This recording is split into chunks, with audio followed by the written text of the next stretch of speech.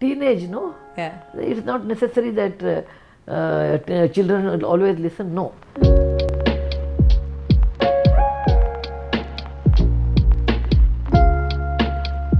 How would you reflect about your journey as a philanthropist? Did you think that when you had money you would become one, or philanthropy was something that you were pretty much embedded with, and so when money came or wealth came, that was a natural outcome of your being involved in?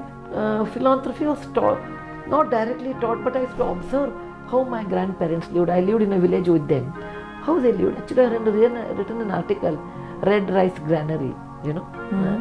How they used to treat people who are poor with so much respect, with so much dignity, not making aware they are poor. And I saw another way of philanthropy with my father, who was a doctor. Any moment of time, if the patient calls, at whatever may be the distance, he would go, because he said, for me it's one patient. He was a gynecologist. For that family, she is a mother, and once a woman dies, the entire family will be orphaned. So that working philosophy I have seen with my father. And I never imagined any money with Narayan Murthy, okay? With Narayan Murthy having a job or having a steady job or earning so much, I never ever imagined. But when we got money, then many things came into my mind when I was a child, and that helped me to lot more into philanthropy. But I never expected it to be so large or nothing. It went on increasing.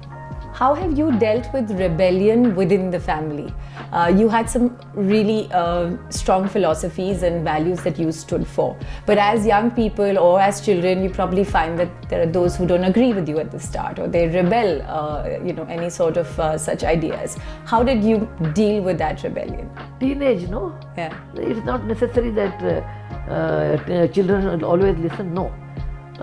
You can tell children in two ways. This is my way again. One is to be very strict with them. And other method is to convince them. Third is, you know, what you can do, you can do. Okay. So I was never strict with my children, because I never like. I am a creative person. Be strict and put a rigid rule, I don't like it. Because when you put rigid rule, people will go the other side of the rule and they will do wrong things. So don't do that. Second thing, convince. You can't convince everything. Okay.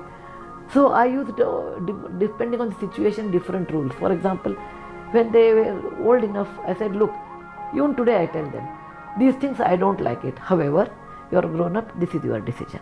And I mean it. After that, I don't, even though I feel it's wrong, I don't interfere it. Okay. So respect them sometime as equal and tell them, look, these are the pros and cons of this situation. If you do something wrong like this, this will be the result. However, it's your decision.